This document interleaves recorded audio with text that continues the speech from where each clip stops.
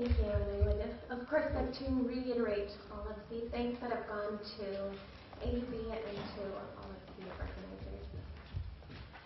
My paper is entitled Reinserting 1967 into the History of the Casablanca School, Souffles and Palestinian Solidarity in Morocco.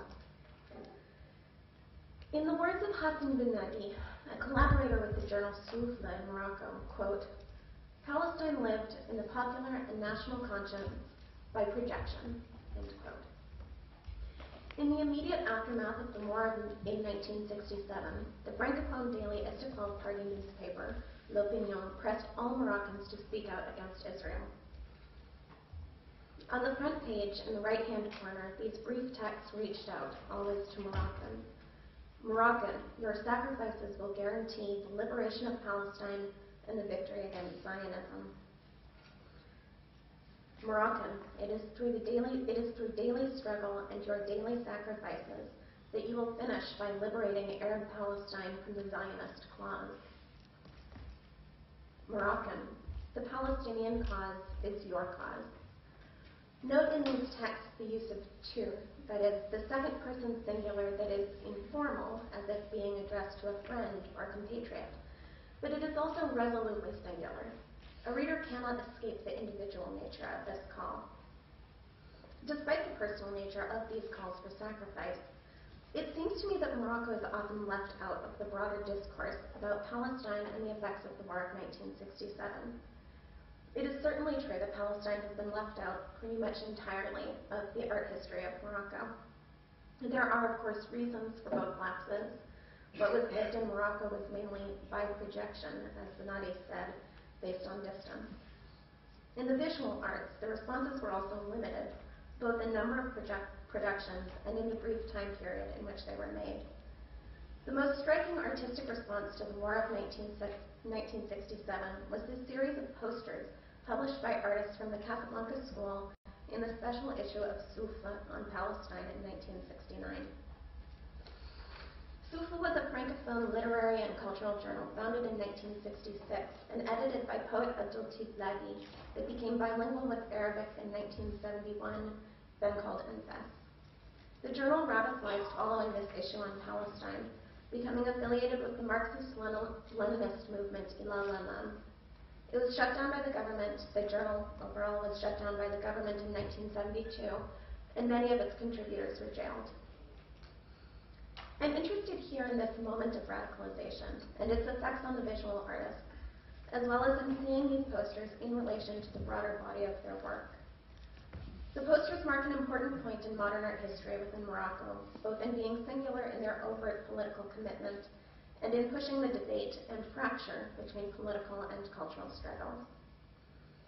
From the beginning, Souffles was deeply engaged in cultural politics, and the group involved with the journal included poets, writers, journalists, filmmakers, and artists primarily from the Casablanca School. At this point, before 1969, it was not affiliated with a political party, although many members of the group were both very politically engaged and extreme leftists, such as Labi and his collaborator Ibrahim Serfati, who had militated for the Liberation and Socialism Party called the PLS, the accepted version of the former Moroccan Communist Party before following PLS dissidents that created Ilal Amam. The special issue on Palestine was published in the third trimester of 1969 in both French and Arabic, although it had been in the works for a year following a call for contributions. As Labi explains, the special issue is meant to be, quote, a contribution on the part of Maghrebi intellectuals and creators towards the clarification of the Palestinian problem, the support of the struggle for the national liberation for the Palestinian people, and this by all means and forms of expression, but above all, taking collective responsibility for the Palestinian cause, end quote.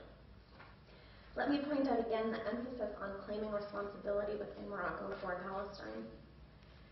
The issue included analytical essays on topics such as the Palestinian resistance in relation to the global revolutionary movement, the relationship between the crisis in the Middle East and the conflict between imperialism and the Third World, and the relationship between Moroccan Judaism and Zionism. The issue also included poems, documents such as the January 1969 Declaration by Fatah, statements by groups including the Moroccan National Student Union, the UNEM, a call for solidarity to Moroccan writers, and lengthy bibliographies for both French and Arabic titles.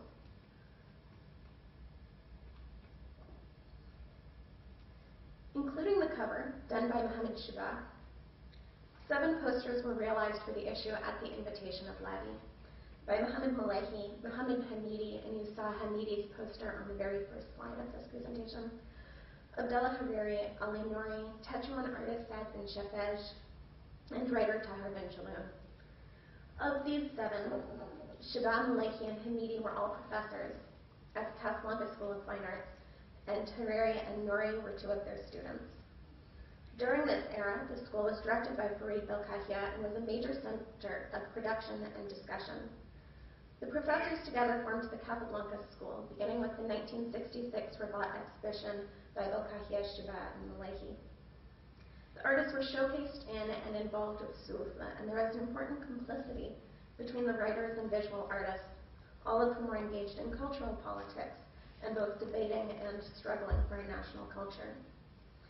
Yet the posters for Souffles were the only time that most of them ever made any direct political comment in their art, and so I will now look more closely at 3 of these posters in relation to the artist's broader body of work.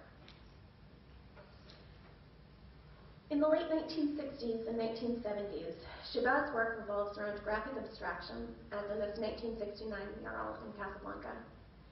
These are carefully designated lines, shapes, colors, often done with the precision of acrylics.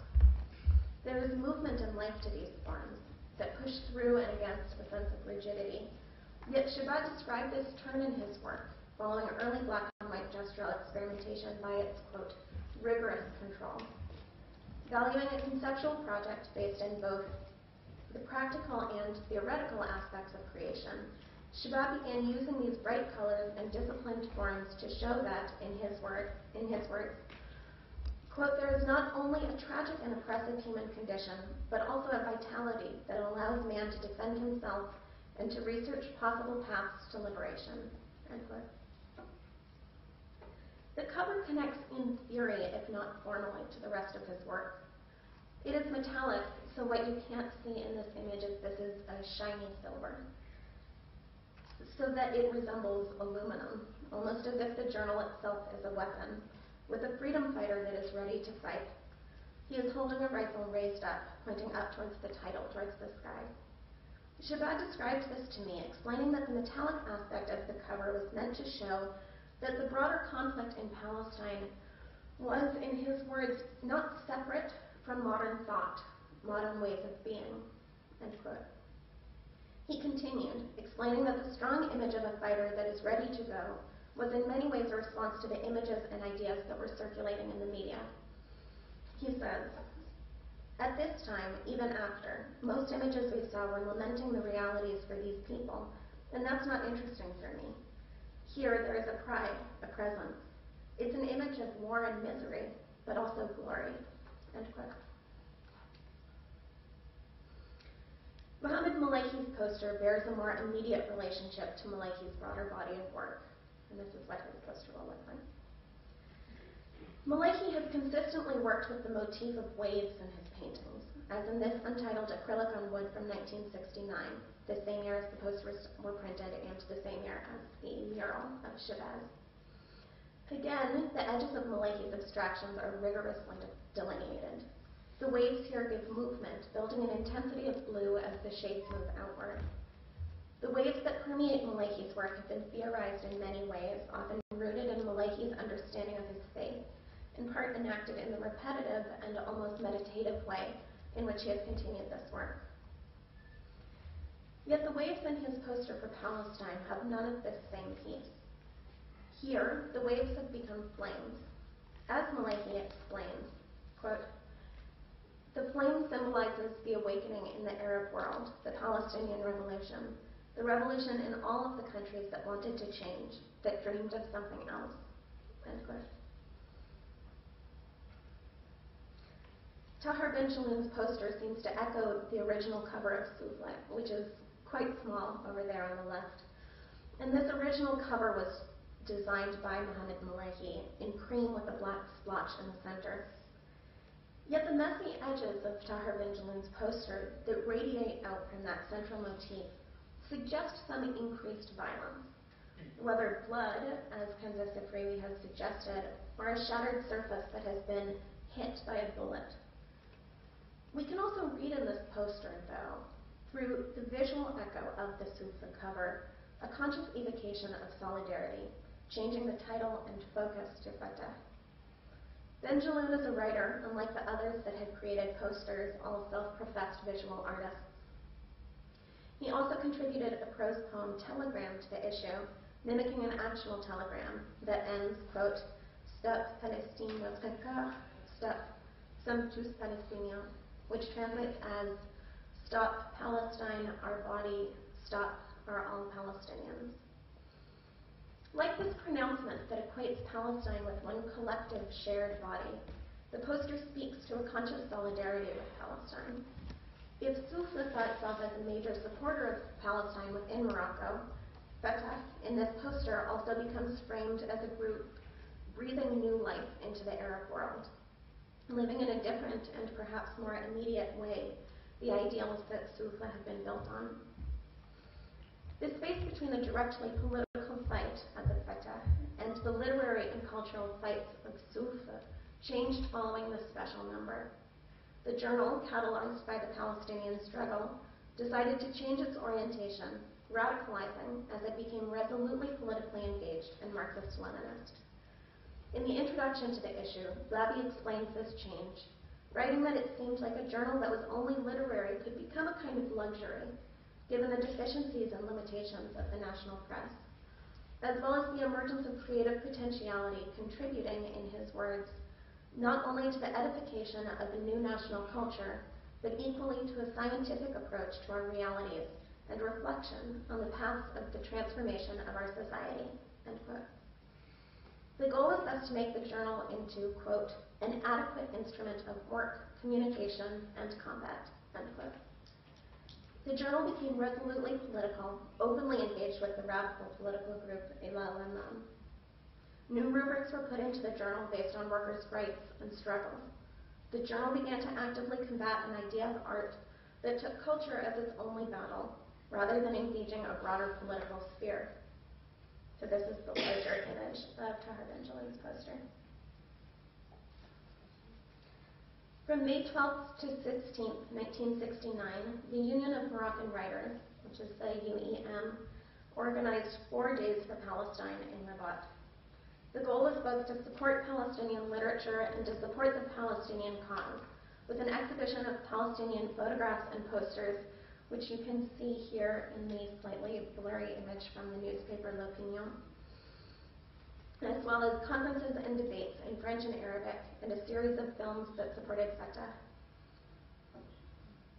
The photographs suggest a large attendance, and one article in L'Opinion quotes one response to the conference by Abdeltif Labi, who had been a member of the UEM since 1968. During another conference, Moroccan intellectuals agreed that it was important to defend the Palestinian cause with arms as well as with the pen. The article in L'Opinion continues, quote, Moroccan literature must be, as it is, engaged in this sense, end quote. This same issue of L'Opinion includes a lengthy article about the exhibition that the Casablanca school artists were holding during these same days in Jamal Fanat in Marrakesh. The journalist, Mustafa Benhida, describes it as a protest exhibition, in part against the politics of the ministry that was holding a Salon d'Automne at the same time in Marrakesh. In comparison with the official state exhibition, the 6 painters, 3 of whom, Shabab Malehi and Hamidi, all made posters for Souffles, placed their paintings on the wall of the public square Jamal Fanat for 10 days and stayed with the paintings in order to speak more directly with the broader public. And you can see these are the 6 artists in the bottom image standing in front of their exhibition. Although he celebrates the exhibition, Benhida criticizes the painters for not giving what he calls the average Moroccan more tools to help them understand the abstract works, and accuses them of hiding behind their canvases. In many ways, this issue of l'opinion can be read as a telling moment for this group of artists.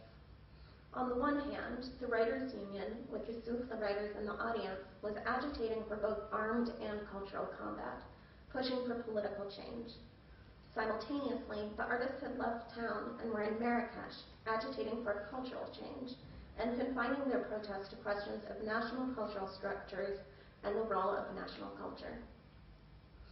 Khalil Imravit has written about this era of the school of Casablanca in terms of a culturalist engagement, and that's his phrase, in which both form and content provided bases for new national culture and a space to interrogate a modern form of being. The artist concentrated on what he describes as, quote, a cultural combat rather than a political one, end quote. Understood within a contemporaneous political culture, though, I've always argued instead that the line between political and cultural engagement is more ambiguous.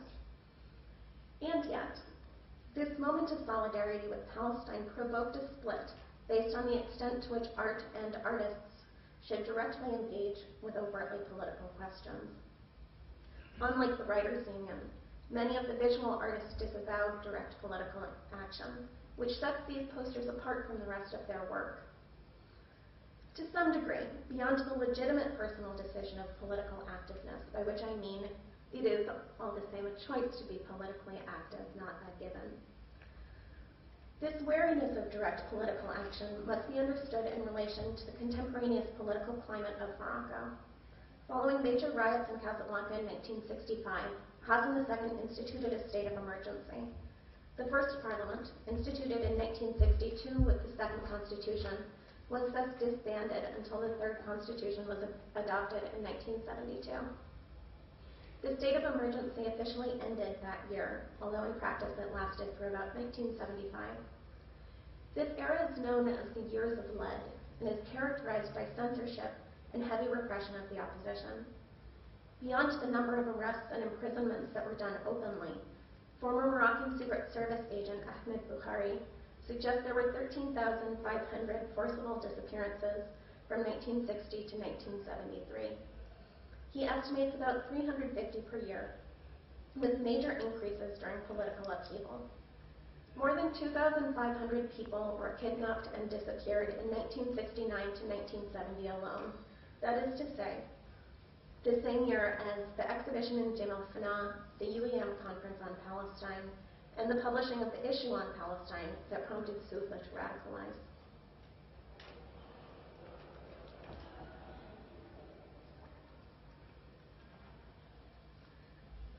Moreover, Palestine and Palestinian solidarity were not separate from this history of repression. As Shabbat explained to me, quote, defending the Palestinian cause was perceived by people as a risk of being classed as a revolutionary, end quote. The people in charge of repressing radical and revolutionary ideas within Morocco at this point would then put you on a list, as it were. As Shabbat continued, quote, as soon as they heard mention of Palestine, they took out the revolver, as they say. They saw you with a Palestinian and you were classed. Maybe they had a reason to, as once you were interested in Palestine, it showed you were interested in liberty, in freedom, in the right to freedom, the right of self-determination, end quote. Shabbat was the only Casablanca school artist that pushed more and more for direct political engagement. He was left as the only supporter of the journal within the school and was ultimately jailed about a year and a half later for his involvement with the Souffles group. Belkaccia had not collaborated with Souffles since an early issue that focused on visual arts in 1967, and following the Palestine issue, ceased to allow the group to meet at the school. Malahi and Casablanca School art historian Tony Moraini both stopped collaborating with Souffles after this issue on Palestine, disagreeing with Levy that cultural action was a bourgeois interest and should be placed behind direct political engagement. According to the account of these artists, this rising tension about the role of politics ultimately led both Shabbat and Malahi to resign from their jobs at the school, effectively ending that era of the Casablanca School. Although it is mainly ignored, solidarity with Palestine must be reinserted into the history of modern art in Morocco. The posters for Palestine in this issue of Souffles are important in part because they stand apart from the rest of the work by these artists. There are formal differences, as in the wide difference between Chira's painting and the cover that he made, but there is also a different, directly political engagement than can be found in the rest of their work. For many, it was the only time during this era that they openly agitated for an overtly political cause, particularly through their artwork. These posters and the broader shifts within Souffles led to the end of the prevailing group of artists and changed the structure of the corresponding art school. Within the contemporaneous national political climate, the question of solidarity with Palestine exacerbated the ongoing negotiations between directly political action and cultural political action, and a full image of this era can be found only by considering these broader transnational relationships. Thank you.